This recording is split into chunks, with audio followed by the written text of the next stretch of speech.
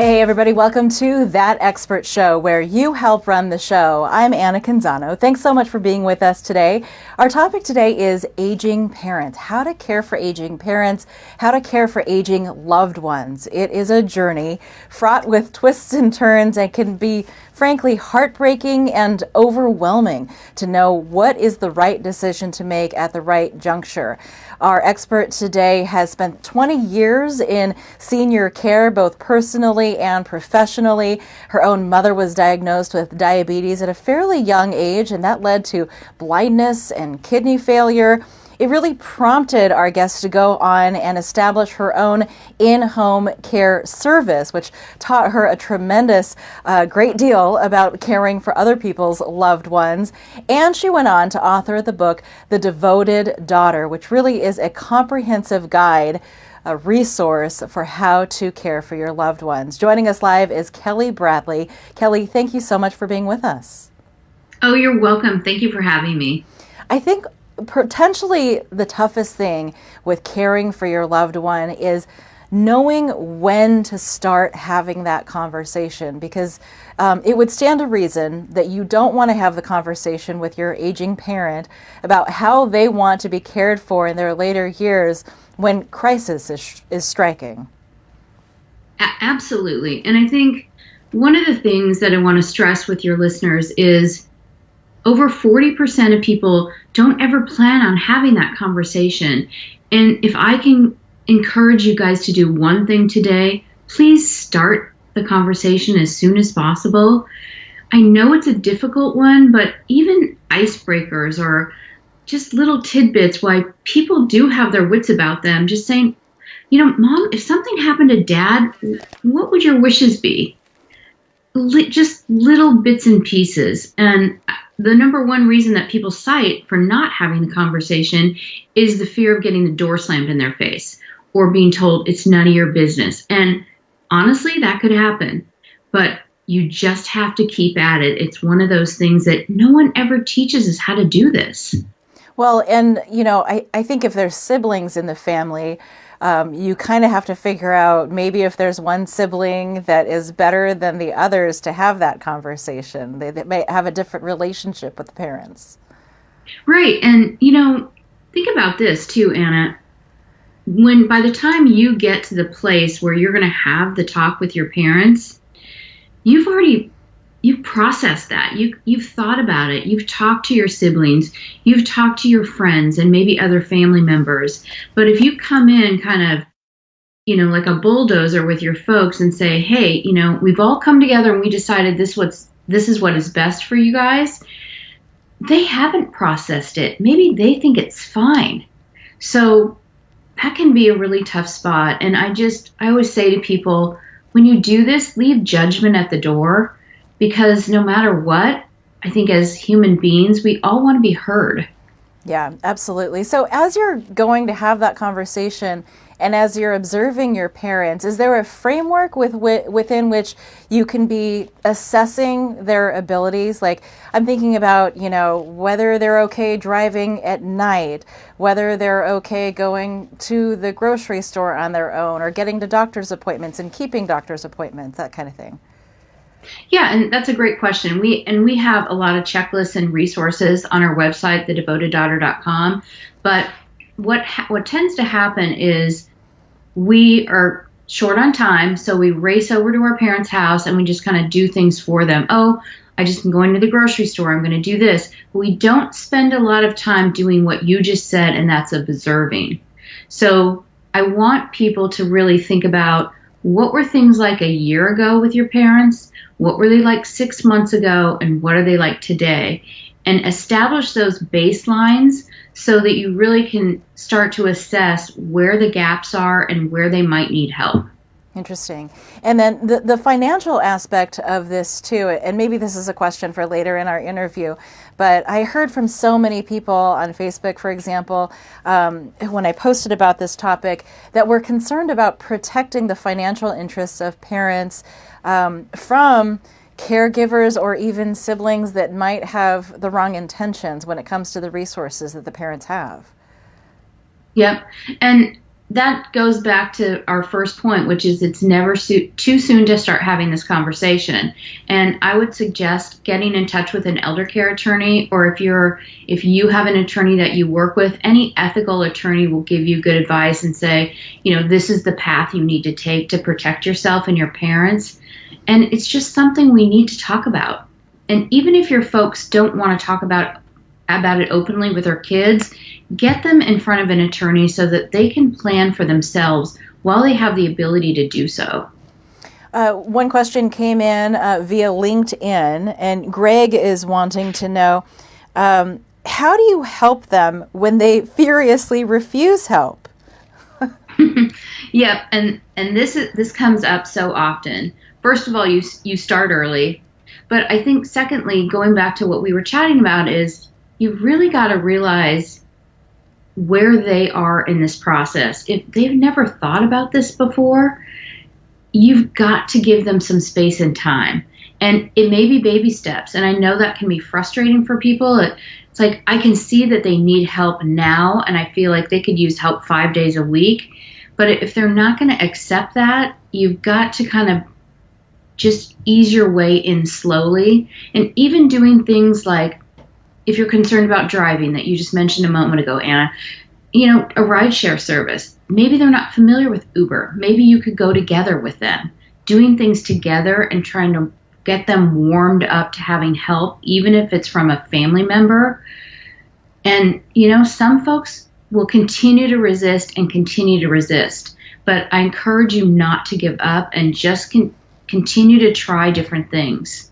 A lot of people who chimed in on this topic were talking about parents who were diagnosed with Alzheimer's or had other memory care issues, even from the age of 50 or 60 and on. Is there particular advice that you have for folks that are dealing with that? Because that can be a wholly different challenge in itself. Yeah, that is a completely different animal. But one of the things that I want folks to remember is that dementia is a syndrome, and Alzheimer's is just the most common form of dementia. There are many, many different types. So it's really important to get a diagnosis and get some guidance from a qualified physician or neurologist on this. And then you can kind of start the process, because dementia, the syndrome, depending on the type, does go through some pretty clear steps and outlines. But I think one of the most difficult phases that I've seen in my caregiving business and personally with my dad is that place where, don't tell me what to do, I know what I'm doing. They just get that wall up, and they know enough to do old familiar tasks well. Mm-hmm. But if you throw something new in there, it's kind of game over, and they get angry and confused and embarrassed. Mm-hmm. So I do have a tip around that space. One of the things that I ask people to do is get your 5 I'm sorry's down. I'm sorry, Mom. I know this is so hard. I'm sorry I spoke to you that way. I am so sorry. But you have to mean it, or you're going to get caught. So think about those things in advance. And that's something that's so easy to do, because it is hard. It's like you're losing your parent right before your eyes. They're still there, but they're not who they used to be. Yeah, I mean, it can be argued that, if they're physically intact, but they're losing their mind, I don't know that one is worse. If they are, physically falling apart, but still have their wits about them, I think both come with their own set of, own version of heartbreak. I think that caring for an aging parent can often be an isolation feeling. A lot of people who weighed in said, they felt incredibly alone taking care of their parent. They had siblings, but the siblings weren't willing to do much or not willing to do anything, and it can lead to a lot of family disagreements. What advice do you have on that aspect of the caregiver trying to care for themselves? Well, I think one of the big things is find an accountability partner. Find someone who doesn't give up on you. And if that's one of your girlfriends who just calls you every Tuesday and says, "Hey, Kelly, would you like to go to coffee today?" And you go, "No, I can't, I'm too busy." Or, "No, I'm at my mom's," or whatever. And they just keep calling and calling. Or, find a coach of some sort, what I did is I signed up for a personal trainer. So I had some accountability to myself. I paid for something. It was like, wow, I need to be there at 10 a.m. to meet this woman. And that really helped break up my routine. Like, what was going to happen in an hour? And I think sometimes it's just that overwhelming, like, I can't do another thing. But if it's pre-planned and you've processed it and thought about it and made that commitment to yourself, it's much more likely to happen. That's interesting because, I think this is an issue that's affecting not only people in their 40s and 50s with aging parents, but there are young people with aging loved ones that need to be cared for. Mm-hmm. And, before you know it, you have kind of bowed out of a lot of social things that you might have done before simply because you are being the devoted child to take care of your parent who needs help. Well, and one thing that happened to me, and it caused me to bow out sometimes, was because I spent so much time with my mom and caring for her, and she was so medically complex, it required a lot. But when I would go somewhere, the first thing they'd say is, "Oh, it's great to see you. How's your mom?" I was like, "She's good." But I didn't really want to talk about that. I just wanted to be normal. You just kind of want to find that normal again. And it takes time. Yeah, you can definitely get caught up in, it being the only thing that you're focused on in life. How do you deal with it when you have siblings who, are disagreeing with you on the type of care that you're offering, or siblings who are uncooperative and not lending much help to the process? Well, I guess you have to pick your battles. And what we tried to do in our family was look at the strengths of each individual. But I was fortunate because we were all able to work together. If you can't work together, there may be some people that just don't need to be involved. But we often think of caregiving, or maybe the oldest child in the family or the person who's the most financially successful, that they have to take on the burden of it. But there's a lot more to it. There's maybe just the companionship aspect of it, or cooking a meal, or transportation. I mean, there's so many other things that play into this. Maybe being an advocate and representing mom or dad at the doctor's office or at the lawyer's, or, just making sure that they're safe at home and they're not being scammed, or the telephone is a great place that people try to kind of get in on seniors. There's all these different ways that we can advocate and support our families. And you just have to look at who's good at what. And skills may change over time too. Maybe your sister is really busy right now because she has little kids, but in a couple of years she has more time to dedicate to this. Mm-hmm. Yeah, absolutely. Like, one person might be good at, setting up the finances, another might be good at cooking a meal, and you gotta play to everybody's natural strengths and what they bring to the table. Exactly. So what about the only child? Because that can be so hard. You don't have siblings to rely on to help and chip in this process. Yeah, and we have a program that we call the Circles of Care, and it's about developing that support system. And for me, there were a lot of people in my mom's life that I really didn't think were going to be there. I didn't even realize it until they actually showed up.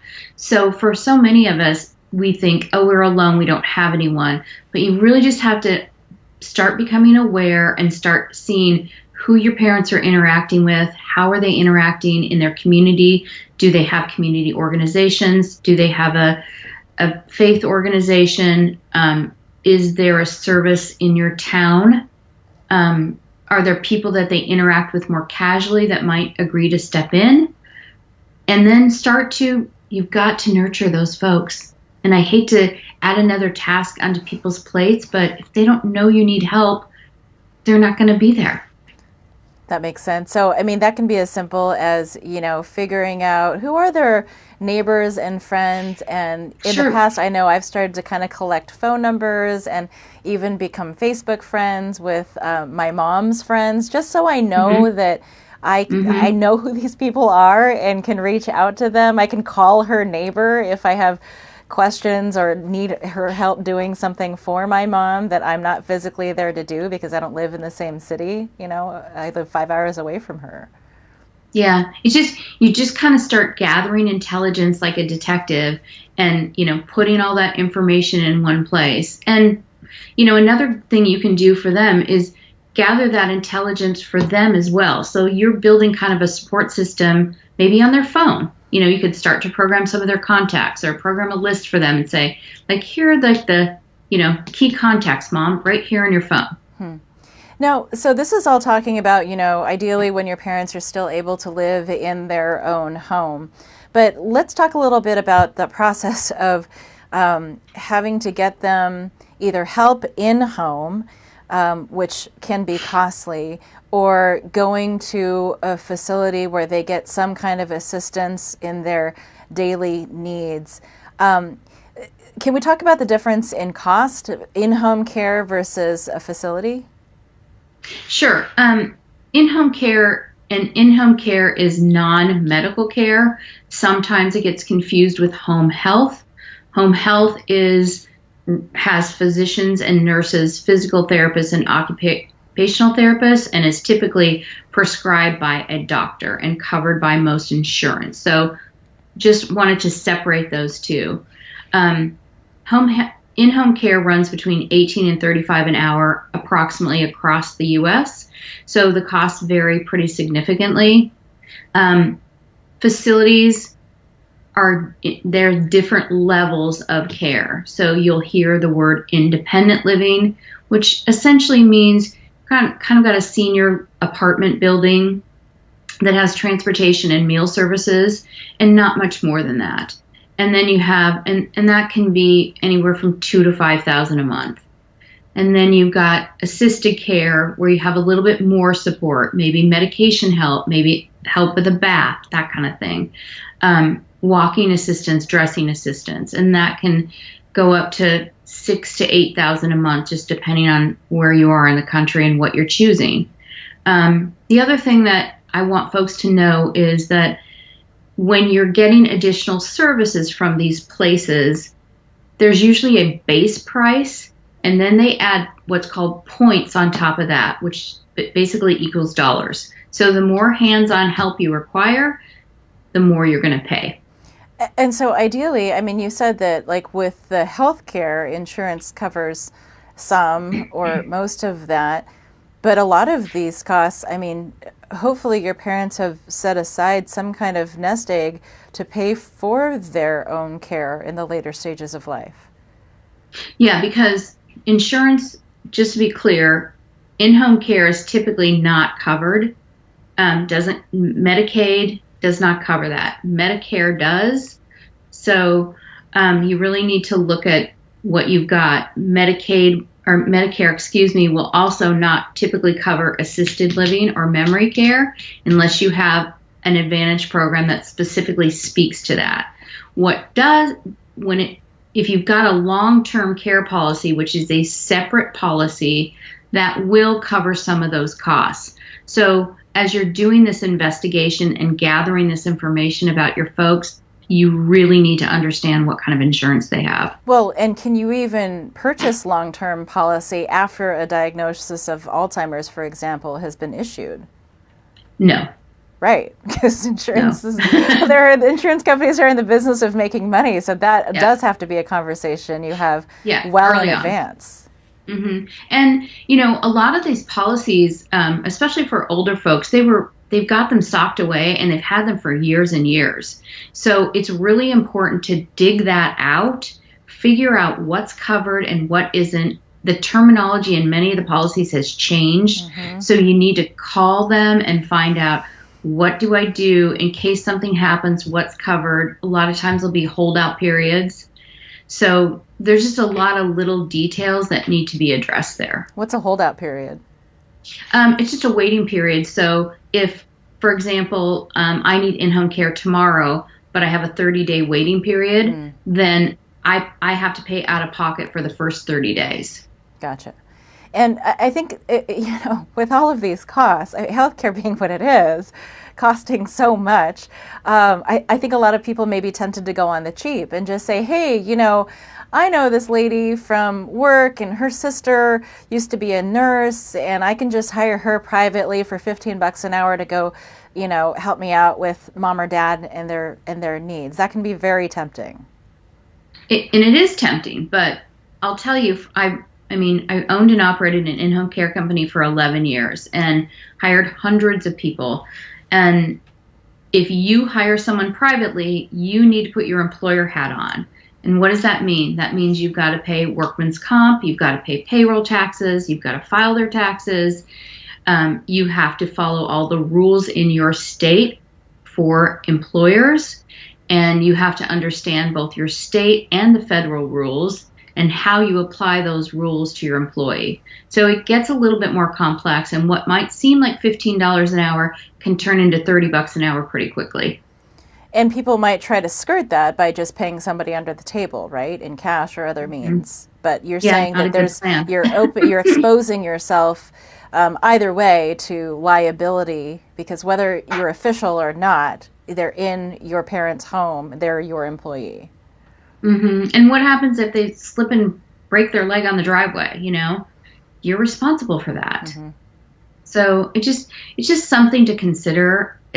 It's not. And what happens if they don't show up, or they quit unexpectedly, and all of a sudden you counted on having this person there, and they just they're missing in action? Then what do you do? And that's where having the umbrella of an actual service that has multiple employees and can mitigate those circumstances might be mm-hmm. beneficial. So what happens when, okay, it's obvious that mom or dad needs to go into facility, and you're not just going to pick one out of the blue. You're going to hopefully visit 3, 4, or 5 and make some evaluations and make that decision, hopefully with them if they've got their wits about them. What are things that you should be looking for when you go into a care facility? What are red flags? What are good things? So I think before you even start the process, you need to figure out what you want. What are your goals? What do your parents want? What are they looking for? And that'll kind of guide you down that path. I often have said to people, not everyone is a cruise ship person. So not everybody is looking for bingo and activities and this and that and the other thing. I know, and my gram was just like, well, it's fine if you like this type of living. I mean, she just wasn't interested in that at all. So you have to really figure out if that's important to them. And if it is, that will start to guide you, point you in the right direction. But then you have to visit. And I would encourage you can't just visit once. You really need to visit at different times of the day, different days of the week. You need to find out what their staffing ratios are. So, and that might vary. Usually is different during the day, night, and weekend. But I would ask those questions. I would also check the Aging and Disability website in your state to make sure that there aren't any complaints. You want to check that out.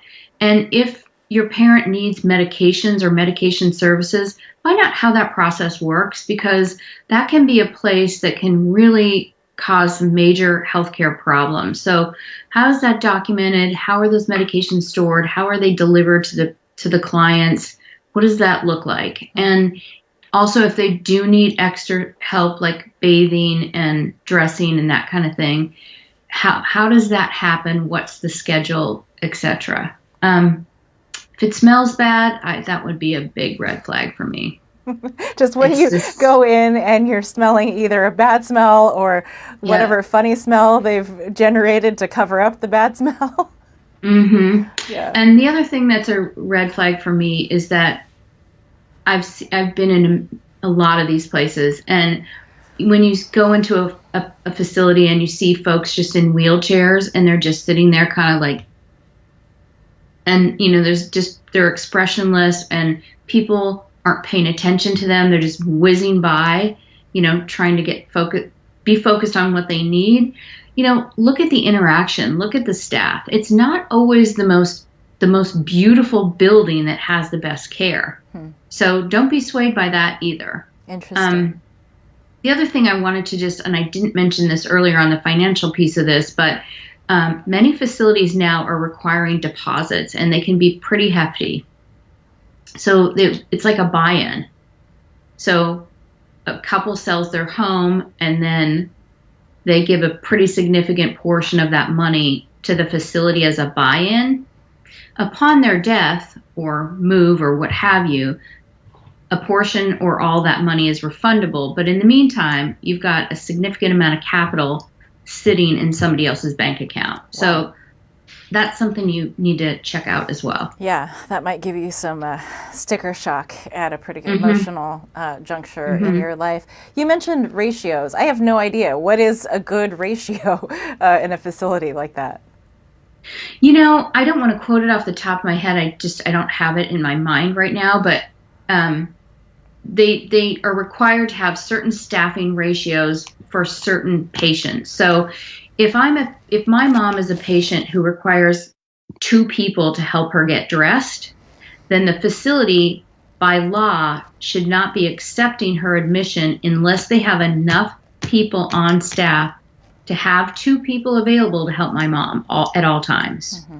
So that's something that you can easily look that up. I just don't want to misquote it. But it's important when a person requires a higher level of support that okay, there's actually going to be 2 people here to help my mom because she's unable to bear weight or whatever it is. The other thing I wanted to ask about, and maybe this is going back a little bit more to the parent who's still in their home. As a reporter, I covered so many stories about aging folks who were taken advantage of by scammers who either were contacting them on the internet, over the phone, or in person. But are there, and a lot of the times, those scams were taking place just because the lonely parent was sitting at home and looking for somebody to talk to. We all know the studies that show that your longevity is extended when you have healthy social interactions with other people. If you live in another city, or far another region, and you're not able to be that in-person interaction for your parents, what are other avenues that you can engage if they're not necessarily the most social people? Well, I think you can. That's a place where in-home care can help out a lot. So just because they don't need, showering or personal care services doesn't mean they don't need companionship. Because as you said, companionship is super vital, and lack of it can be more detrimental than heart disease or diabetes. So that's a place where getting a companion in there and getting someone to keep eyeballs on them is important. But I think it's also important, especially with the scamming issue, is to just keep talking to them about it and just say, hey, Mom, I keep getting calls on my phone and they're talking to me about Social Security fraud, or, I got a call saying that my niece was going to be endangered if I didn't go buy these iPhone gift cards. Have you and Dad ever gotten a call like that? Because what I've found is that people are embarrassed by this, and especially if they get duped, then they don't want to fess up to it because it's like, oh, how could I be so stupid, and they don't want to tell anyone about it. So the more we can make it like this common, like it happens to all of us, right? And there's certain times of the year and certain scams that come up on a regular basis that if you know what's current in scam world, you can at least talk to your folks about it and say, and the telephone is set, most seniors have phones, landlines. Right. And most of them, you can just look up Jim Smith and, Southwest Bickner and find out what his phone number is. Right. It's so easy. They're such easy targets. Yeah. And they're available, and they're not always up on the technology. Just going through my mom's voicemails, she'll have like 15 out of 17 voicemails are from people who want to alert her about some kind of Social Security thing. They'll actually call her in Chinese, which is really weird because obviously she is fluent in Mandarin, so somehow they know that as well. Any last thoughts, Kelly, before we go about this topic? I know that you also workshop this issue. You take people through an actual course, right? I do. We actually, one of the things I've struggled with is, how do I make this easy for folks? How do I bring together a curated, trusted resource where people can get information? Because so many times you just run down the Google rabbit hole and just end up like no further along than where you started. So we put together a digital course called the Playbook for Aging Parents. And what I knew when I started to develop this course was that people were going to have questions and they were going to need feedback and help along the way. So we created a private Facebook group called The Silver Lining, and I go live in there each week so I can answer people's questions. They can DM me, but at least it gives them a resource. And if they get stuck, I have a free 15-minute lifeline so that they can raise their hand and I can get on the phone with them and we can hash it out. But I think it's exciting. It's exciting to just open people's eyes, and I just want them to start as soon as they can. That's awesome. We'll definitely include all of the links to your resources and how to get a hold of you and find out more from you, because I think a lot of the time that's just it. You can create a comprehensive guidebook, but it's not going to speak to every single situation and the nuances of it that somebody may have questions about. Yep. I mean, every week when I owned my in-home care company, people would call and it's like week after week, month after month, they're just starting to go through it and they have the same questions over and over again with just that little twist. Yeah, exactly. Well, Kelly, thank you so much for being a resource and sharing your wisdom with all of us. Yeah, happy holidays. You too. And thank you for joining us for this episode of That Expert Show. We will be summarizing all of the main points that Kelly covered in this episode at thatexpertshow.com is where we put our tip sheets with links to previous episodes as well. If you want to check out other topics that we've taken on, you can watch our episodes on YouTube at That Expert Show, and you can listen to us as a podcast as well. I know sometimes that's easier to take the information that way. We are on Google Play, on Apple iTunes, Stitcher, Spotify, TuneIn, all those good places. Between shows, I invite you to connect with me on social media. We're always live on Facebook and Twitter at 11 a.m. on Mondays. We're also on Instagram and IGTV. So drop me a line and let me know how we're doing. Let me know if there's a topic or an expert that you would like me to explore, because that's the whole idea behind That Expert Show. It's where you help run the show.